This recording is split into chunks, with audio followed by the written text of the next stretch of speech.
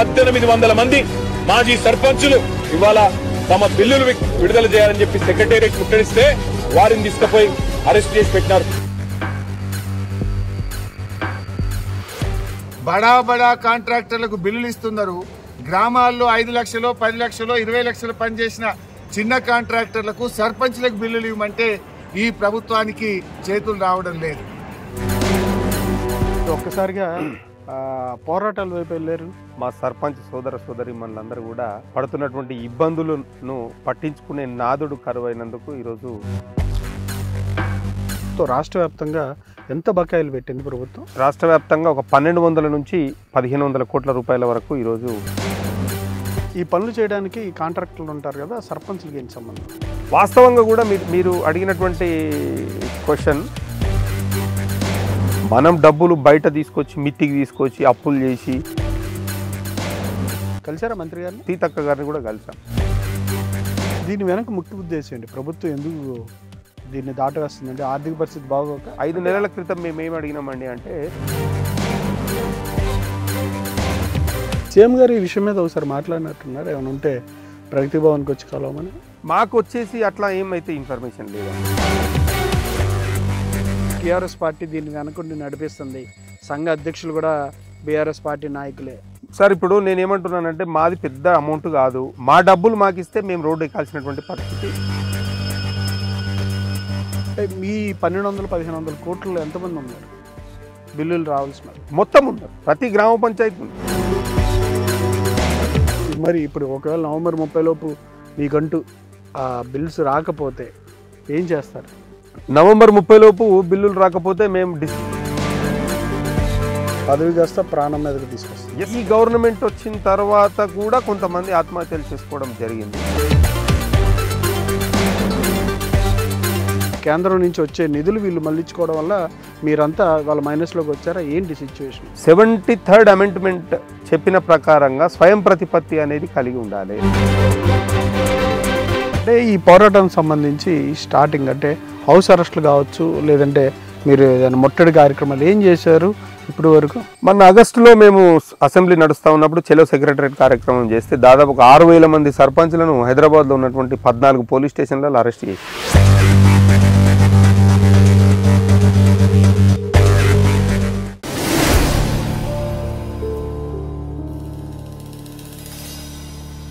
Welcome to ET digital media group. నేడు తెలంగాణ రాష్ట్రంలోని రాష్ట్ర సర్పంచుల సంఘం అధ్యక్షులు, అలాగే సర్పంచులకు సంబంధించి గత 5 ఏళ్లలో చేసిన పనులకి పెండింగ్ బిల్లుల కోసం తెలంగాణ వ్యాప్తంగా ఉన్న సర్పంచులందరూ పోరాడుతున్నారు. వాళ్ళందరినీ ఒక తాటి మీద తీసుకొచ్చి సర్పంచుల యొక్క కష్టాలు కావచ్చు, గ్రామాల్లో చేసిన అభివృద్ధి కార్యక్రమాలకి నిధుల విషయం మీద వాళ్ళందరినీ సంఘటితం చేసి పోరాడుతున్నటువంటి నాయకుడు కర్తాల్ మాజీ సర్పంచ్, రాష్ట్ర సర్పంచుల సంఘం అధ్యక్షులు గూడూరు లక్ష్మీ నరసింహారెడ్డి గారితో వాళ్ళ ప్రత్యేక ముఖాముఖి. నమస్కారం లక్ష్మీ నరసింహారెడ్డి గారు. నమస్తే అన్న. సార్ బాగున్నారా? బాగున్నాను సార్, మీరు బాగున్నారా? Yeah good. ఏంటి ఒక్కసారిగా పోరాటాల వైపు వెళ్ళారు, అధికారం పోయిందనా? అధికారం పోయిందని పోరాటాల వైపు వెళ్ళినటువంటిది ఏం లేదండి. మాకు ఇబ్బందులు పడతా ఉన్నాము. మేము ఎవరైతే రాష్ట్ర వ్యాప్తంగా సర్పంచ్లు ఉన్నామో, మా సర్పంచ్ సోదర సోదరి మనందరూ కూడా పడుతున్నటువంటి ఇబ్బందులను పట్టించుకునే నాదుడు కరువైనందుకు ఈరోజు పోరాటాల వైపు పోవాల్సి వస్తుంది. సుమారు ఈ మొత్తం రాష్ట్ర వ్యాప్తంగా ఎంత బకాయిలు పెట్టింది ప్రభుత్వం? ఈరోజు తెలంగాణ వ్యాప్తంగా ఉన్నటువంటి అన్ని గ్రామ పంచాయతీలలో ఏదైతే అభివృద్ధి పనులు చేసినారో, ఈ అభివృద్ధి పనులకు మొత్తానికి రాష్ట్ర వ్యాప్తంగా ఒక 1200 నుంచి 1500 కోట్ల రూపాయల వరకు ఈరోజు బిల్లులు పెండింగ్లో ఉన్నది. అంటే ఈ పనులన్నీ క్లియర్ చేయాల్సింది గత గవర్నమెంటా, లేదంటే పెండింగ్ పెట్టింది ఎవరు? అంటే అది ఈరోజు ప్రభుత్వాలు అనేది ఒక నిరంతర ప్రక్రియ. అంటే ప్రతి 5 సంవత్సరాలకు ఒకసారి ప్రభుత్వం అనేది మారుతూ వస్తుంది. సో గతంలో చేసినటువంటి ఏవైనా పెండింగ్ పనులు కానీ, పెండింగ్ బిల్లులు కానీ, లేకుంటే నిర్ణయాలు కానీ, వాటన్నిటిని కూడా అమలు చేయాల్సినటువంటి, వాటన్నిటిని పరిష్కరించాల్సినటువంటి బాధ్యత ప్రస్తుత ప్రభుత్వాలపైన ఆధారపడి ఉంటుంది. ఇప్పుడు ఎందుకంటే గతంలో 10 సంవత్సరాలు బీఆర్ఎస్ పార్టీ ప్రభుత్వం ఉండే. 2014 ముందు ఈ రాష్ట్రంలో కాంగ్రెస్ పార్టీ అధికారంలో ఉండే. కాంగ్రెస్ పార్టీలో అధికారంలో ఉన్నప్పుడు 2014లో బీఆర్ఎస్ పార్టీ అధికారంలోకి వచ్చిన తర్వాత మరి అంతకు పూర్వం ఉన్నటువంటి ఈ సర్పంచుల యొక్క బిల్లులను కూడా మరి చెల్లించడం జరిగింది. జరిగిందా బైఫర్కేషన్ తర్వాత? ఎస్ డెఫినెట్గా జరగకుంటే ఇలాంటి ఉద్యమాలు మీకు కనిపిస్తూ ఉండే కదా. అదేవిధంగా 2019 సంవత్సరంలో కూడా మళ్ళీ క్యారీ ఫార్వర్డ్ అనేది జరిగింది. ఈరోజు కూడా మేము ఈ ప్రభుత్వాన్ని ఏం రిక్వెస్ట్ చేస్తూ ఉన్నామంటే మీరు కూడా ఈ సర్పంచులు పడుతున్నటువంటి కష్టాలను నష్టాలను ఇవన్నీ చూసి మీరు కూడా ఏం చెప్పినారంటే, మీరు సర్పంచులు ఎవరు కూడా బాధపడొద్దు, ఎవరు కూడా అధైర్యపడొద్దు, ఈ సర్పంచుల యొక్క సాధక బాధకాలు పూర్తిగా తెలుసుకున్నటువంటి సందర్భంలో మేము మీకు ఒక హామీ ఇస్తూ ఉన్నాము, మేము అధికారంలోకి వచ్చినాక వెంటనే మీ యొక్క బిల్లులు చెల్లిస్తామని చెప్పడం జరిగింది. సో దానికి ఈక్వలెంట్గానే అంటే దానికి సంబంధించి ఈరోజు మేము అడుగుతా ఉన్నాం. దాదాపు మేము కూడా ఇప్పుడు కొత్త ప్రభుత్వం ఏర్పడి 10 నెలలుగా వస్తున్నది కదా, అంతకుముందు ఒక 1 year దాదాపు మేము పనులు చేసి ఈరోజు సంవత్సరాలు మేము ఆగాలి అంటే మా యొక్క ఆర్థిక పరిస్థితి కూడా సంబంధించి పంచాయతీలకు సంబంధించి ఈ దుస్థితి కారణం ఏంటి? అసలు మీ వ్యవస్థలో మీరు స్వతంత్రంగా పనిచేసుకోవడానికి మీకు గ్రామాల నుంచి నిధులు కావచ్చు, ట్యాక్సుల రూపంలో కావచ్చు, కేంద్రం నుంచి కావచ్చు, రాష్ట్రం నుంచి కావచ్చు, వివిధ రూపాల్లో వస్తూ ఉంటాయి. ఈ బిల్లులన్నీ ఎక్కడ బిల్లులు ఆగిపోయినాయి? కేంద్రం బిల్లులు వీళ్ళు మళ్ళించుకోవడం వల్ల, అంటే కేంద్రం నుంచి వచ్చే నిధులు వీళ్ళు మళ్ళించుకోవడం వల్ల మీరంతా వాళ్ళ మైనస్లోకి వచ్చారా? ఏంటి సిచ్యువేషన్? వాస్తవంగా చెప్పాలంటే ఏదైతే 73వ రాజ్యాంగ సవరణ ఉన్నదో పంచాయతీలకు స్థానిక సంస్థలకు స్వయం ప్రతిపత్తి కల్పించాలి. అదేవిధంగా స్థానిక సంస్థలకు కొన్ని నిధులు ఏవైతే కేటాయించాలి అంటే independent of their own government అనేటువంటి ఉద్దేశంతో ఏదైతే 73rd అమెండ్మెంట్ చేసినారో మరి దాన్ని ఈరోజు దేశవ్యాప్తంగా ఏ రాష్ట్రం కూడా అమలు చేయడం లేదు, ఏ ప్రభుత్వం కూడా అమలు చేయడం లేదు. మరి మేము 2019లో అధికారంలోకి వచ్చినప్పుడు 2019 సంవత్సరం సాఫీగానే జరిగింది. అదేవిధంగా 2020లో ఎప్పుడైతే కరోనా వచ్చినదో ఆ కరోనా రావడం వల్ల ఆర్థిక పరిస్థితి అనేది ఒక్కసారిగా కుదేలైపోయింది. అంటే ఒక్క మన ప్రాంతంలోనే కాదు, ప్రపంచం మొత్తం కూడా చాలా డిస్టర్బ్డ్గా, చాలా ఇబ్బందిగా ఉన్నటువంటి సందర్భం మనందరం చూసినాం. తర్వాత కూడా 2022-23 సంవత్సరం కూడా బాగానే ఉండే. ఎప్పుడైతే 2023 సంవత్సరం వచ్చిందో మరి ఆ 2023 సంవత్సరం నుంచి ఇక మాకు బిల్లులు రావడంలో కొంత జాప్యత ఏర్పడుతూ వచ్చింది. అంటే ఈ మీరు చేసిన పనులకు సంబంధించి స్టేట్ గవర్నమెంట్ ఇవ్వాలా మీకు? ఏ పనులు అంటే ఇప్పుడు మేము చేసినటువంటి పనులు state government, central government, 15th finance, 14th finance, అదేవిధంగా గ్రామ పంచాయతీ నిధులు, ఇవన్నీ రకాలైనటువంటి ఆదాయ వనరులు ఉంటాయి గ్రామ పంచాయతీలో.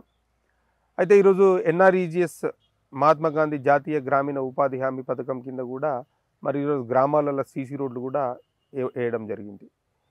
వీటన్నిటికి కూడా బిల్లులు సరైన సమయంలో రానందుకే ఈరోజు ఈ పరిస్థితి. అంటే ఎందుకు దుస్థితి? NRGS నిధులు కేంద్రం నుంచి రిలీజ్ అవుతాయి కదా, సరైన సమయంలో రావడం లేదు. నిధులు విడుదల చేస్తూ ఉన్నారు, వాళ్ళు విత్ ఇన్ ద స్టిపులేటెడ్ టైంలో చేయట్లేదు. అంటే ఫలానా పని చేస్తే ఫలానా వాళ్లకు ఇన్ని డబ్బులు ఇవ్వాలి, ఫలానా వాళ్లకు మనం ఇంత కాల వ్యవధిలో డబ్బులు ఇవ్వాలనేది ఒక స్టిపులేటెడ్ టైం అనేది ఉంటుంది. ఆ టైంలో డబ్బులు ఇవ్వట్లేదు. ఆ డబ్బులు ఇవ్వక ఏమైపోతుందంటే ఈరోజు సర్పంచులు అందరూ రోడ్డు ఎక్కాల్సినటువంటి దుస్థితి. ఈ పనులు చేయడానికి కాంట్రాక్టర్లు ఉంటారు కదా, సర్పంచులకి ఏం సంబంధం? వాస్తవంగా కూడా మీరు అడిగినటువంటి క్వశ్చన్ సర్పంచులకు సంబంధం లేదు అనే విషయం కంటే ఈరోజు రాజకీయాల్లో భాగంగా గ్రామీణ ప్రాంతంలో పోటీతత్వం అనేది చాలా ఎక్కువ ఉంటుంది. అంటే ఒక గ్రామానికి ఒక వ్యక్తిని సర్పంచ్గా కానీ ఇంకేదైనా పదవికి కానీ ఎన్నుకున్నప్పుడు ఆ వ్యక్తిత్వం ఎట్లా ఉంటుందంటే, ఈ గ్రామంలో నేను పనిచేయాలి, ఈ గ్రామంలో నేను పనిచేసి చిరస్థాయిగా నిలిచిపోయేటువంటి కొంత పేరు సంపాదించుకోవాలనేటువంటి ఉద్దేశంతో ముందుకు పోవడం జరుగుతూ ఉంటుంది. అయితే గత ప్రభుత్వం కూడా మాకు ఏదైతే పల్లె ప్రగతి ద్వారా కొన్ని కార్యక్రమాలు మాకు ఇనిషియేట్ చేసి ఈ కార్యక్రమాలను చేయాలి, అది మీరు చేస్తారా ఎవరు చేస్తారో మొత్తం మీద మీ గ్రామంలో ఈ వర్క్ అనేది టేకప్ చేయాలనేది కొంత ప్రెషర్ అయితే ఒత్తిడి మాత్రము పెట్టడం జరిగింది పల్లె ప్రగతిలో. సో ఆ క్రమంలో భాగంగానే మేము కూడా ఉత్సాహంగా నూతనంగా ఎన్నికైనటువంటి సర్పంచులు ఉత్సాహంగా మా గ్రామానికి ఏదో కొద్దిగా మేము కొంత మంచి పనులు చేయాలనేటువంటి ఒక ఆలోచనతోటి ఆ విధంగా ముందుకు పోవడం జరిగింది. అంటే యాక్చువల్గా అయితే ఆ ప్రెజర్ కావచ్చు, పల్లె ప్రగతిలో తీసుకొచ్చిన విధానాల వల్ల తప్పక ఒప్పుకోవాల్సిన పరిస్థితి. అట్లా అని ఏం లేదండి, ఆ, తప్పక ఒప్పుకోవాలనేటువంటి పరిస్థితి ఏం లేదు.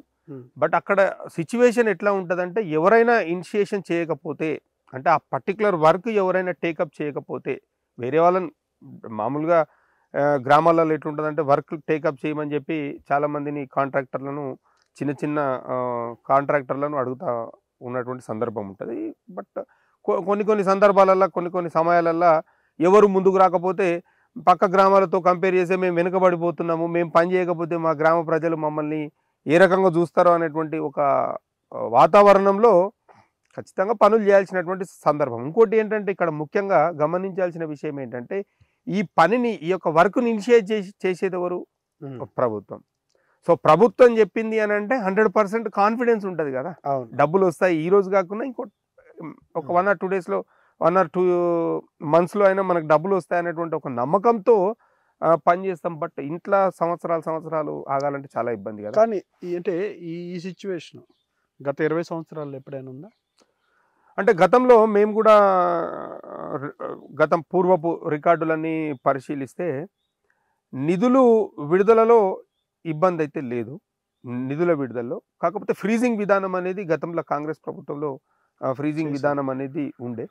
సో ఉన్నా కానీ అప్పుడు సర్పంచులు కూడా ఇట్లనే కలెక్టర్లకు కానీ ఎంపీడీఓలకు కానీ దరఖాస్తులు పెడితే 4-5 నెలలకు 5-6 నెలలకు కూడా ఇచ్చినటువంటి సందర్భాలు ఉన్నాయి. బట్ ఇక్కడ చాలా టైం పీరియడ్ అనేది చాలా తీసుకున్నది.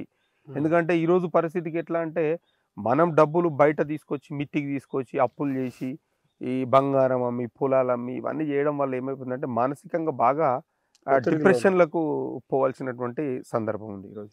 పదవి కాస్త ప్రాణం మీదకి తీసుకొస్తుంది. ఎస్, డెఫినెట్గా కదా. అలాంటి ఏమైనా సంఖ్య నమోదైనట్టుంది? యా, తెలంగాణ వ్యాప్తంగా ఈ గవర్నమెంట్ వచ్చిన తర్వాత కూడా కొంతమంది ఆత్మహత్యలు చేసుకోవడం జరిగింది. అయితే మొత్తానికి టోటల్గా క్యుములేటివ్గా ఏదైతే ఈ యొక్క డబ్బులు విత్ ఇన్ ద స్టిపులేటెడ్ టైంలో రాక మొత్తం ఎవరైతే సర్పంచులు ఉన్నారో వీళ్ళంతా దాదాపుగా ఒక 60 మంది వరకు కూడా ఆత్మహత్యలు చేసుకోవడం జరిగింది, చనిపోవడం జరిగింది. ఎక్కువ బాధితులు అంటే మేజర్ పంచాయతీల నుంచి తక్కువ ఉంటారు కదా? అట్లా అని ఏం లేదండి, డిపెండింగ్ అపాన్ ద సర్కమ్స్టెన్సెస్. ఇప్పుడు ఎట్లా అంటే కొన్ని గ్రామ పంచాయతీలు ఈరోజు 5 లక్షల రూపాయలు పెండింగ్లో ఉన్నాయి, కొన్ని గ్రామ పంచాయతీలలో 10 లక్షలు ఉన్నాయి, కొన్ని గ్రామ పంచాయతీలలో 50 లక్షలు ఉన్నాయి, కొన్ని గ్రామ పంచాయతీలలో 1 కోటి రూపాయలు కూడా పెండింగ్లో ఉన్నాయి. సో సిచ్యువేషన్ అక్కడ ఉన్నటువంటి పరిస్థితిని బట్టి ఆ సర్పంచ్ యొక్క ఆర్థిక పరిపుష్టిని బట్టి పనులు చేయడం జరిగింది. ఈరోజు చాలా బాధపడుతున్నటువంటి సందర్భం. మిమ్మల్ని ఈ ఇనిషియేటివ్ తీసుకోమని చెప్పింది మీ పార్టీనా? లేదండి, మేము 2019లో ఎప్పుడైతే సర్పంచ్గా ఎన్నికైనామో, సర్పంచ్గా ఎన్నికైన తర్వాత కూడా రాజకీయాలపైన ఆసక్తి ఉండి మనము సర్పంచులమంతా కూడా మనం ఐక్యంగా ఉంటేనే ఈ ప్రభుత్వం నుంచి మనము ఎక్కువ మొత్తంలో నిధులు తీసుకురాగలుగుతాము, ఈ ప్రభుత్వాలను ప్రశ్నిస్తేనే మనకు రావాల్సినటువంటి నిధులు వస్తాయి, మన హక్కులు కూడా మనము కాపాడుకోగలుగుతాం అనేటువంటి ఒక ఉద్దేశంతో మేము ఈ యొక్క సర్పంచుల సంఘాన్ని మేము 2019లో ప్రారంభించుకోవడం జరిగింది. మొత్తం ఎన్ని సంఘాలు ఉన్నాయి స్టేట్లో? ఇక్కడ 2 సంఘాలు పనిచేస్తూ ఉన్నాయి. మేము 2019 నుంచి 2024 వరకు, అంటే మేము పదవీ కాలం అయ్యేంత వరకు కూడా మాది ఒకటే ఆర్గనైజేషన్ ఉండే, యాక్టివ్గా ఉండే. బట్ రీసెంట్గా కొంతమంది కూడా వాళ్ళ ప్రయత్నం వాళ్ళు చేస్తున్నారు. బట్ ఎవరు చేసినా అల్టిమేట్గా మాకు కావాల్సింది ఏంటి అని అంటే మా యొక్క పెండింగ్ బిల్స్. పార్టీ అయితే ఇనిషియేటివ్ తీసుకోమని మిమ్మల్ని అయితే ఫోర్స్ లేదు. పార్టీకి మా యొక్క ఎజిటేషన్కి సంబంధం లేదు. ఇప్పుడు జరుగుతున్నటువంటి ఈ సర్పంచ్ల యొక్క సమస్యలపై మేము చేస్తున్నటువంటి పోరాటానికి ఏ రాజకీయ పార్టీకి కూడా సంబంధం లేదు. కాకుంటే మేము ఏదైతే ప్రభుత్వంతో మేము ఏదైతే పోరాటం చేస్తూ ఉన్నామో శాంతియుతంగా, ఈ పోరాటంలో భాగంగా మేము అన్ని రాజకీయ పార్టీల దగ్గరికి వెళ్ళడం జరిగింది, అన్ని రాజకీయ పార్టీల మద్దతు కూడా మేము కోరడం జరిగింది. అంటే స్టార్టింగ్ అసలు ఈ ఇష్యూ రాగానే వేచి చూసారా లేదంటే రిప్రజెంటేషన్స్ ఇవ్వడం? మేము రిప్రజెంటేషన్స్ ఇచ్చామండి. ఎవరెవరికి? మండల స్థాయి నుంచి రాష్ట్ర స్థాయి వరకు ఉన్నటువంటి అందరూ పంచాయతీరాజ్ అధికార యంత్రాంగానికి, అదేవిధంగా ఈరోజు ఏదైతే రాష్ట్ర స్థాయి వరకు ఉన్నటువంటి మంత్రుల బృందానికి కానీ, లాస్ట్కు మేము గవర్నర్ గారిని కూడా కలిసి రిప్రజెంటేషన్ ఇవ్వడం జరిగింది. మేము అంటే అమాత్యులను కలిసినప్పుడు మంత్రి పదవిలో ఉన్న వ్యక్తులను కలిసారా మంత్రి గారిని? ఎస్, పంచాయతీ కలిసాం. సీతక్క గారిని కూడా కలిసాం. కలిసినప్పుడు మీరు కొద్దిగా వెయిట్ చేయాలి, మేము మీ బిల్స్ చెల్లిస్తామని చెప్పి వాళ్ళు కూడా చెప్పడం జరిగింది. బట్టి విక్రమార్క గారు కూడా అదే చెప్పినారు, పొంగులేటి శ్రీనివాసరెడ్డి గారు కూడా అదే చెప్పినారు. బట్ మాకు కూడా ఏంటంటే మేము చిన్న చిన్న గ్రామాలలో పని చేసుకొని ఏదో చిన్న చిన్న వ్యాపారాలు చేసుకోనో లేకుంటే వ్యవసాయం చేసుకోనో ఇతరత్ర కార్యక్రమాలలో ఉండేటువంటి వాళ్ళము అప్పులు చేసి ఇట్లా సంవత్సరాలు ఆగాలంటే అప్పుల భారం ఎక్కువైపోయి చాలా ఇబ్బందులు పడతాం కదా. ఆ ఇనిషియేషన్ తోటే మా డబ్బులు ఇవ్వమని అంటున్నాం. ఇంకోటి మా డబ్బులు కూడా పెద్దగా ఏదో 1000 కోట్ల రూపాయలు కాదు కదండి. జస్ట్ ఇట్స్ మ్యాటర్ ఆఫ్ 1200 నుంచి 1500 కోట్ల రూపాయలు. అంటే ఇక్కడ ఏం జరుగుతుందంటే ఇందాక మీరు అడిగినట్టే ఏదో ఒక రాజకీయ పార్టీ ప్రేరేపిస్తుందేమో, లేదంటే ఎవరి ఒత్తిడి వాళ్ళనో లేకుంటే ఎవరి ప్రెజర్ వాళ్ళనో వీళ్ళు చేస్తున్నారు అనేటువంటి ఉద్దేశం ప్రభుత్వానికి ఉండొచ్చు. బట్ అది పొరపాటు. ఎందుకంటే ఈరోజు గ్రామాలల్లో బీఆర్ఎస్ పార్టీ సర్పంచులు ఉండే, కాంగ్రెస్ పార్టీ సర్పంచులు ఉండే, బీజేపీ పార్టీ సర్పంచులు ఉండే, ఇండిపెండెంట్ పార్టీ సర్పంచులు కూడా. కాంగ్రెస్ పార్టీ మద్దతుదారులు కావచ్చు, లేదంటే బీజేపీ వాళ్ళకి ఏమైనా బిల్లులు చెల్లిస్తున్నారా? లేదండి, టోటల్గా ఎంటైర్ తెలంగాణలో ఉన్నటువంటి 12,769 మంది సర్పంచుల పరిస్థితి ఒకటే. పలానా వాళ్ళకి చెల్లించారు, పలానా వాళ్ళకి చెల్లించలేదు అనేది ఏం లేదు. అసలు టోటల్ ఎంటైర్గా సర్పంచులకు బిల్లులు అనేది లేదు. దీని వెనక ముఖ్య ఉద్దేశం ఏంటి? ప్రభుత్వం ఎందుకు దీన్ని దాటవేస్తుందంటే ఆర్థిక పరిస్థితి బాగోక? అంటే ఆర్థిక పరిస్థితి బాగోలేకపోవడానికి కూడా మేము ఇనిషియేషన్ అంటే ఒక 5 నెలల క్రితం మేము ఏం అడిగినామండి అంటే, ఆర్థిక పరిస్థితి బాగాలేనప్పుడు కనీసం విడతల వారిగానన్నా మా బిల్లులు ఇవ్వండి. మొత్తం ఒకేసారి ఇవ్వలేనటువంటి పరిస్థితి ఉంటే విడతల వారిగానన్నా మా బిల్లులు చెల్లిస్తే మేము కొంత మేరకు ఉపశమనం పొందుతామని అన్నాం. అయినా కానీ స్పందన లేదు. ఈరోజు మాకు కూడా ఒక్కసారి మీరు ఆలోచన చేయండి. ఈరోజు రాష్ట్ర స్థాయిలో ఉన్నటువంటి పెద్ద ప్రజాప్రతినిధులు ఎవరైతున్నారో, రాష్ట్రంలో ఉన్నటువంటి రాష్ట్ర స్థాయి నాయకులు ఎవరైతున్నారో, ఈరోజు అధికారులు ఎవరైతున్నారో వాళ్ళ యొక్క సొంత గ్రామాలలో కూడా పనిచేసినటువంటిది మేము మా సర్పంచులే. మీరు ఇలా ఊర్లలోకి పోతే మీకు చాలా తెలంగాణ కర్తారం కింద మేము నాటినటువంటి మొక్కలు మీకు స్వాగతం పలుకుతూ ఉన్నాయి. ఇంకా జర లోపలికి ఊర్లకు పోతే మేము చేసినటువంటి డెవలప్మెంట్ యాక్టివిటీస్ కనిపిస్తూ ఉన్నవి. ఈరోజు ఇంటింటికి నల్లాలు, చాలా కార్యక్రమాలు, ఇవాళ పార్కులు, రైతు వేదికలు, వైకుంఠ ధామాలు, ఇంటింటికి చెత్త సేకరణ కోసం వచ్చేటువంటి ట్రాక్టర్ కానివ్వండి, ఇట్లా కొత్త గ్రామ పంచాయతీ భవనాలు, కమ్యూనిటీ భవనాలు, ఇట్లా చెప్పుకుంటూ పోతే చాలా అభివృద్ధి కార్యక్రమాలు చేసి అవన్నీ మీరు చూస్తూ ఉన్నారు కదా. చూసినప్పుడు ఒక్క క్షణం మీకు కూడా ఒక ఆలోచన వస్తే బాగుంటుంది. అరే ఇవన్నీ చేసినారు, వీళ్ళ బిల్స్ వచ్చినాయా రాలేదా, వీళ్ళు సంతోషంగా ఉన్నారా లేదా అనేది ఒకసారి ఇనిషియేషన్ తీసుకుంటే పెద్ద సమస్య కాదు కదా. సీఎం గారు ఈ విషయం మీద ఒకసారి మాట్లాడినట్టున్నారు, ఏమైనా ఉంటే ప్రగతి భవన్కి వచ్చి కలవమని. మాకు వచ్చేసి అట్లా ఏమైతే ఇన్ఫర్మేషన్ లేదండి. మేము చాలాసార్లు ప్రయత్నం కూడా చేసాం కలవడానికి, మాకు అవకాశం అయితే ఇవ్వలేదు. కలవడానికి మాకేం అవకాశం ఇవ్వలేదు. ఏదైనా ఎంత పెద్ద సమస్య అయినా మనం మాట్లాడుకొని చర్చించుకుంటే పరిష్కారం అవుతుంది అనేటువంటి సిద్ధాంతంతో ఆ యొక్క ఆలోచనతోటి పోయేటువంటి వ్యక్తులం. కానీ స్టార్ట్ అయినప్పుడు ఎట్లా స్టార్ట్ చేశారు? గ్రామాలు జిల్లాల వరకైనా ఇప్పుడు స్టేట్ వైడ్గా కూడా భారీ ఎత్తున పోరాటాలు చేస్తున్నట్టు. ఎస్, డెఫినెట్గా కదా. ఇప్పుడు ఎందుకంటే ఈరోజు మాకు సమస్య ఉంది కాబట్టి స్పందన ఎక్కువైంది. సమస్య లేకుంటే స్పందన ఎందుకు ఉంటుందండి? ఇప్పుడు మేము కొట్లాడుతూ ఉన్నాం, ప్రతి ఒక్కరికి బాధ ఉంది, ప్రతి ఒక్కరు బాధపడుతున్నారు, ప్రతి సర్పంచ్ ఆవేదనతో ఉన్నాడు కాబట్టే అందరూ కూడా ఈరోజు రోడ్లెక్కి నగరానికి వస్తూ ఉన్నారు, ప్రభుత్వంపై పోరాటానికి సిద్ధమవుతున్నారు. అంటే మీరు ఏ విషయాల్లో పార్టీలు కూడా మిళితం చేస్తున్నట్టున్నారు కదా, బీజేపీ, బీఆర్ఎస్, మిగతా పార్టీలని? అవును, మేము ప్రధానంగా ఈ ప్రభుత్వాన్ని కోరేది మేము ఏమడుగుతున్నాం సార్ అంటే, ఈరోజు గ్రామాలలో మేము అభివృద్ధి పనులు చేసినాం. మా అభివృద్ధి పనులకు పెండింగ్ బిల్లులు ఎన్ని ఉన్నాయో న్యాయబద్ధంగా ఈరోజు జూలై నెలలో 25 జూలై 2024లో హైకోర్టు కూడా ఒక డైరెక్షన్ ఇచ్చింది ప్రభుత్వానికి. ఏవైనా సర్పంచులు అంటే టెక్నికల్గా ఫిట్ అయి ఉంటే, న్యాయబద్ధంగా ఉంటే ఆ బిల్లులు with in the stipulated time ఒక 3 నెలల కాల వ్యవధిలో చెల్లించాలని చెప్పి చెప్పారు. బట్ మాకు అట్లా కోర్టు చెప్పినా వినట్లేదు, ఇట్లా ప్రభుత్వంలో ఉన్న పెద్దలను కలిసినా ఇవ్వట్లేదు. ఇంకా మేము చేయాల్సినటువంటి పరిస్థితి మా చేతిలో ఏముందండి?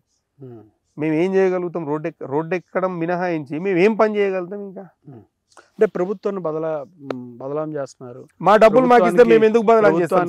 చెడ్డ పేరు తీసుకొచ్చే విధంగా మా డబ్బులు మాకు ఇస్తే టీఆర్ఎస్ పార్టీ దీన్ని వెనకుండి నడిపిస్తుంది. సంఘ అధ్యక్షులు కూడా బీఆర్ఎస్ పార్టీ నాయకులే.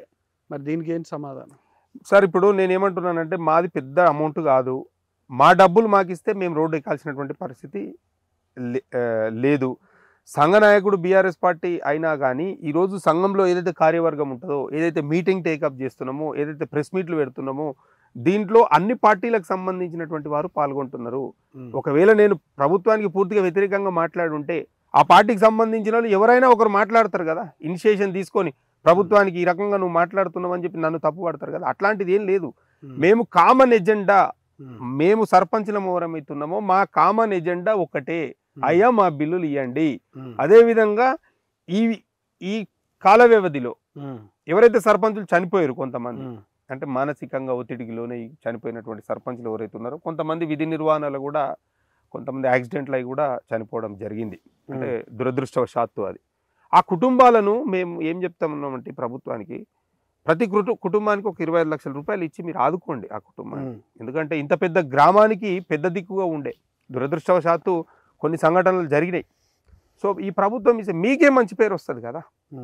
ఒక గ్రామానికి సంబంధించినటువంటి మూల స్తంభం సర్పంచ్, అతన్ని ఆదుకున్నారు అని అంటే ఎంతమంది బాధితులు ఉన్నారు? సుమారుగా ఒక 50 నుంచి 60 మంది వాళ్ళు, మొత్తం అంత టోటల్ చనిపోయినటువంటి కుటుంబాలు. అంటే మీ 1200-1500 కోట్లలో ఎంతమంది ఉన్నారు బిల్లులు రావాల్సిన వాళ్ళు? మొత్తం ఉన్నారు. ప్రతి గ్రామ పంచాయతీ ఉంది. ప్రతి గ్రామ పంచాయతీలో ఈరోజు కొన్ని గ్రామ పంచాయతీలలో 5 లక్షలు, కొన్ని గ్రామ పంచాయతీలలో అంటే గ్రామ పంచాయతీ స్థాయిని బట్టి కొంతమందికి 1 లక్ష 2 లక్షలు కూడా వచ్చేటువంటి పరిస్థితి ఉన్నది. ఇవన్నీ ఎందుకండి? ఇప్పుడు పంచాయతీరాజ్ ఏదైతే సెక్రటరీ ఉన్నారు కదా, ఇప్పుడు పంచాయతీ సెక్రటరీ ఉన్నారు కదా, స్పెషల్ ఆఫీసర్, ప్రతి గ్రామ పంచాయతీలో పనిచేసే సెక్రటరీ ఈరోజు దాదాపుగా ఒక 1 లక్ష రూపాయలు మినిమం ఖర్చు పెట్టి గ్రామ పంచాయతీని రన్ చేస్తూ ఉన్నాడు. ఇప్పుడు గ్రామ పంచాయతీలో పనిచేసేటువంటి పంచాయతీ కార్యదర్శులకు కూడా ఈ ప్రభుత్వం బకాయి ఉన్నది. ఈ ప్రభుత్వం వాళ్ళకు కూడా డబ్బులు చెల్లించాల్సినటువంటి పరిస్థితి ఉన్నది. ఇప్పుడు వాళ్ళకు కూడా అంటే ఎందుకని ఈ పరిస్థితులు? అంటే ప్రభుత్వాలు మారుతూ ఉంటాయి, వస్తూ ఉంటాయి, వెళ్తూ ఉంటాయి. ఈ గ్రామ అభివృద్ధికి సంబంధించి, సర్పంచులకు సంబంధించి కావచ్చు, సచివాలయాల పరిస్థితి ఎందుకు ఇట్లా దాపరిస్తుంది? దీనికి పరిష్కారం ఏంటి అసలు రాబోయే రోజుల్లో? అంటే దీనికి పరిష్కారం మేము ఏమంటున్నాం సార్ అంటే, ఈరోజు 73rd అమెండ్మెంట్ ఏదైతే చెప్తా ఉన్నదో, 73rd అమెండ్మెంట్ చెప్పిన ప్రకారంగా స్వయం ప్రతిపత్తి అనేది కలిగి ఉండాలి. ఇప్పుడు మేము వసూలు చేస్తున్నటువంటి ట్యాక్సెస్ కానీ, మాకు ప్రభుత్వం నుంచి రావాల్సినటువంటి డబ్బులు కానీ, రిజిస్ట్రేషన్స్, టీడీ డబ్బులు కానీ, లేకుంటే ఇతర ట్యాక్సులు కానీ, పన్నులు కానీ, పెనాల్టీలు కానీ, ఏవైనా కూడా ఇక్కడ ఏర్పడ్డటువంటి ప్రభుత్వం ఏదైతే ఉంటుందో, గ్రామ స్థాయిలో ఏర్పడ్డటువంటి ప్రభుత్వము యొక్క డిసిషన్ పైన ఆ వినియోగం అనేది ఉండాలి. దీనిపైన ఈరోజు రాష్ట్ర ప్రభుత్వాలు కానీ, కేంద్ర ప్రభుత్వాలు కానీ ఇనిషియేషన్ తీసుకోవద్దు. వాళ్ళు ఇన్స్ట్రక్ట్ చేయాలి. బట్ పర్టికులర్గా మీరు ఈ వాళ్ళు మన మీద ప్రెజర్ చేసేటువంటి అంశం ఉండొద్దు. ఉంటే ఇలాంటి సిచ్యువేషన్స్ వస్తాయి డెఫినెట్గా. ఇప్పుడు మాకు రావాల్సినటువంటి డబ్బులు కరెక్ట్ టైంలో, కరెక్ట్ సిచ్యువేషన్లో వస్తే ఈ పరిస్థితి ఎందుకు ఉంటుందండి? జనరల్గా మాకు ఎందుకు ఉంటుంది ఈ పరిస్థితి? ఎన్ని డబ్బులు వస్తాయి అనేది, సే ఫర్ ఎగ్జాంపుల్ ఇప్పుడు కేంద్ర ప్రభుత్వం 816 రూపాయలు ఇస్తుంది 2011 జనాభా లెక్కల ప్రకారంగా, 15th ఫైనాన్స్ 2011 జనాభా లెక్కల ప్రకారం. స్టేట్ గవర్నమెంట్ కూడా వాళ్ళు ఎంత ఇస్తున్నారో మేము అంతే ఇస్తాం, మ్యాచింగ్ గ్రాంట్ అని 1632 రూపాయలు ఇస్తా ఉన్నారు ఒక పర్సన్కి. సో ఎంతైతే డబ్బు వస్తుందో దాని ఆలోచనకు తగ్గట్టు ఇక్కడ అభివృద్ధి ప్రణాళిక తయారు చేసుకుంటాం మనం. ఆ సందర్భంలో ఆ డబ్బు కరెక్ట్ టైంలో రానప్పుడు ఏం చేస్తాం మనం? మన టర్మ్ ఏమో అయిపోతూ ఉంటుంది. డబ్బులు వచ్చిన తర్వాతనే నేను పని చేయాలి, చేస్తాము అన్నట్టు ఇక్కడ ఉన్నటువంటి గ్రామంలో స్థితిగతులు వేరే ఉంటాయి. చాలా ఇబ్బందులు ఉంటాయి. ప్రజలు వెళ్ళినప్పుడు ప్రశ్నిస్తారు, అడుగుతారు. వాళ్ళకి కావాల్సినటువంటి అన్ని మౌలిక వసతులు మనం చేస్తామనేటువంటి హామీ ఇచ్చి మనం రంగంలోకి వచ్చాం. సో డబ్బులు వస్తాయి, వచ్చిన తర్వాతనే నేను పని చేస్తా అంటే ఇక్కడ గ్రామంలో పరిస్థితి వేరే ఉంటుంది. డబ్బులు సరే తర్వాత వస్తాయేమో, నేను పని చేస్తే ముందైతే పని చేద్దాం, తర్వాత డబ్బులు వచ్చిన తర్వాత తీసుకుంటారు కాబట్టి. సో సిచ్యువేషన్ ఈ రకంగా. ఎంత ఆగింది కడతాను? దాదాపుగా ఒక 20 lakhs వరకు ఉంటుందండి. మీకు కూడా? నాకు కూడా ఒక 20 lakhs, 20 లక్షల వరకు ఆగింది సిచ్యువేషన్. అంటే ఈ పోరాటం సంబంధించి స్టార్టింగ్ అంటే హౌస్ అరెస్టులు కావచ్చు, లేదంటే మీరు ఏదైనా ముట్టడి కార్యక్రమాలు ఏం చేశారు ఇప్పటి వరకు? మొన్న ఆగస్టులో మేము అసెంబ్లీ నడుస్తూ ఉన్నప్పుడు చెలో సెక్రటరేట్ కార్యక్రమం చేస్తే దాదాపు ఒక 6000 మంది సర్పంచ్లను హైదరాబాద్లో ఉన్నటువంటి 14 పోలీస్ స్టేషన్లలో అరెస్ట్ చేసి 6,000 మంది ఎక్కడికక్కడ మండలాలలో ఎక్కడికక్కడ అరెస్ట్ చేశారు. పిలిపించారు మీరు. తర్వాత మొన్న ఏదైతే రేవంత్ రెడ్డి గారికి ముఖ్యమంత్రి గారికి ఒక రిప్రజెంటేషన్ ఇవ్వాలనేటువంటి క్రమంలో కూడా పోతే మళ్ళీ అరెస్టుల పర్వం అనేది కొనసాగింది. మొన్న 3 రోజుల కింద కూడా సోమాజిగూడ ప్రెస్ క్లబ్లో కూడా ఒక ప్రెస్ మీట్ పెట్టి అక్కడ కూడా మేము ప్రభుత్వానికి ఈ నవంబర్ 30లోగా మా బిల్లులు చెల్లించండి దయచేసి, మీరు చెల్లిస్తే వెంటనే మేము కూడా మాకు వేరే పనులు కానీ గ్రామాలలో ఇంకా అనేకమైనటువంటి పనులు సొంత పనులు కానీ అదేవిధంగా ప్రజల కోసం చేయాల్సినటువంటి పనులు చాలా ఉన్నాయి, చేస్తామని చెప్తాం. స్థానిక సంస్థల ఎన్నికలు ఎప్పుడు జరిగే అవకాశాలు ఉన్నాయి అంటే మొన్ననే మాకు వినిపిస్తున్నటువంటి పరిస్థితులు డిసెంబర్లో ఎన్నికలు నిర్వహిస్తామని చెప్పడం జరుగుతూ ఉన్నది. ప్రజెంట్గా ఇప్పుడైతే ఒక ఆన్గోయింగ్ వర్క్ అనేది నడుస్తూ ఉన్నది, కులగణన అనేది ఒక వర్క్ నడుస్తూ ఉన్నది. But maybe it depends on the government decision పైన డిపెండ్ అయ్యింది. హరీష్ రావు గారు ఈ సందర్భం మీద కలిసినప్పుడు ఏమన్నారు, ఆయన సపోర్ట్ చేశారా ఏంటి? అంటే మమ్మల్ని ఆగస్టులో మేము ఎప్పుడైతే అరెస్ట్ అయినప్పుడు మాకు సంఘీభావంగా బొల్లారం పోలీస్ స్టేషన్కి వారు రావడం జరిగింది. వారు ఏం చెప్పారంటే వీళ్ళు న్యాయబద్ధంగా ఏదైతే బిల్లులు అడుగుతున్నారో బిల్లులే కదా, ఇట్లా అక్రమంగా అరెస్ట్ చేసి మరి పోలీస్ స్టేషన్లలో పెట్టడం అనేది ఎంతవరకు కరెక్ట్ అని చెప్పి వారు మాకు మద్దతు తెలపడం జరిగింది. పూర్తిగా వారు ప్రభుత్వాన్ని కూడా నిలదీయడం జరిగింది. కేటీఆర్ గారు కూడా మాకు మద్దతు తెలియజేయడం జరిగింది. ఈటల రాజేందర్ గారు కూడా మాకు మద్దతు తెలియజేయడం జరిగింది. ఈ రకంగా ప్రభుత్వం ఏదైతే ప్రతిపక్షంలో ఉన్నటువంటి వారందరూ కూడా మాకు పూర్తిగా సంపూర్ణ మద్దతు తెలియజేయడం జరిగింది. మరి ఇప్పుడు ఒకవేళ నవంబర్ 30 లోపు మీకంటూ బిల్స్ రాకపోతే ఏం చేస్తారు? నవంబర్ 30 లోపు బిల్లులు రాకపోతే మేము డిసెంబర్ 1st వీక్ ఆ ప్రాంతంలో న్యాయబద్ధంగా శాంతియుతంగా అదే ఇందిరా పార్క్ దగ్గర ధర్నా చౌక్ దగ్గర మేము నిరాహార దీక్ష చేయాలనేది ఒక ప్రణాళికతో ఉన్నాం. నిరాహార దీక్షలు అంటే ఖచ్చితంగా పోలీసులు వాళ్ళు తీసుకెళ్ళిపోతారు కదా. ఆ పోలీసు ఊర్లో కూడా మేమే పని చేసినాం కదా, ఆ పోలీసు ఉన్నటువంటి సొంత ఊర్లో కూడా మేము సర్పంచ్లమే పని చేసినాం కదా. మా బిల్లులు మాకు ఇస్తే మాకు ఎందుకు అంత ఇనిషియేషన్ చేయాల్సినటువంటి అవసరం లేదు కదా, అంత పోరాడాల్సినటువంటి అవసరం లేదు కదా. ఈ కార్యాచరణ మీదేనా? డెఫినెట్గా నాది అంటే నా ఒక్కంది కాదు, మా కార్యవర్గం, మా రాష్ట్ర స్థాయి కార్యవర్గం పార్టీకి కాకుంటే అన్ని పార్టీలకు సంబంధించినటువంటి వారి మద్దతును మేము కోరుతా ఉన్నాం. అన్ని పార్టీ ఎస్ అంటే వస్తున్నారా ముందుకి? డెఫినెట్గా కదా. ఇప్పుడు కాంగ్రెస్ పార్టీలో ముఖ్యంగా లీడర్స్ ఉంటారు కదా, సర్పంచ్లు కానీ వీళ్ళు కానీ, వాళ్ళు ఏమైనా ప్రయత్నాలు చేయలేదా కొంతవరకు అయినా తీసుకురావడానికి?